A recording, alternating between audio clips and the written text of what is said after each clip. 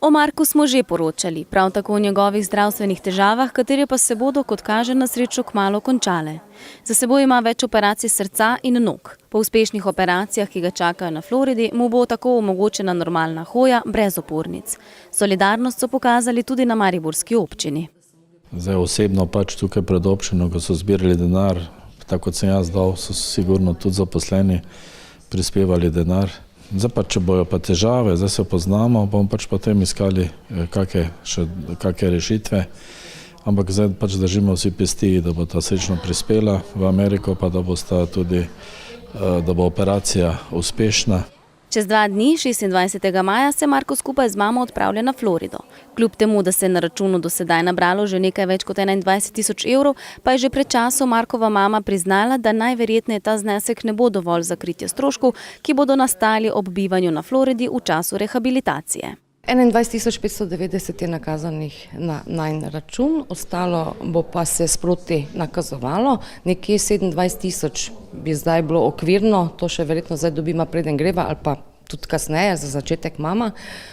Bo se pa zbiralo, dokler bomo na Floridi. Karte plača zavarovalnica in tudi dnevnice, kako pa je z ostalimi stroški?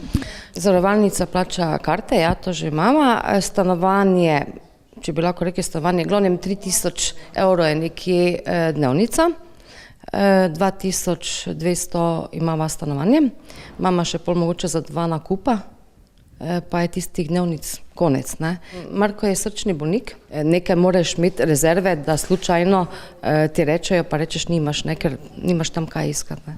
Marku so do sedaj na pomoč priskočili z donacijami že mnogi posamezniki in društva. Od 14. maja je Marko mogoče pomagati tudi s poslanim SMS sporočilom.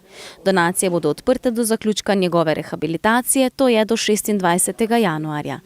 Na številko 1919 lahko pošljete sporočilo Marko 5. 20. junija bo dan odprtih vrat Dom Podgorca.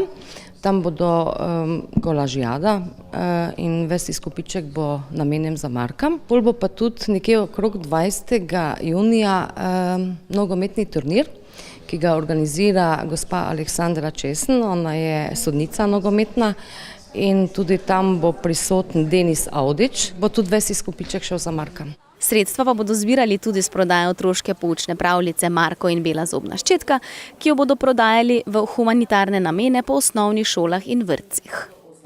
Ja, naredili so mi dosti čestitk, vsak je naredil svojo in tudi dosti daril je bilo od njih. In kaj so ti napisali v čestitke? Da naj lepo okrevam, da mi želijo lepo pot in tako dalje.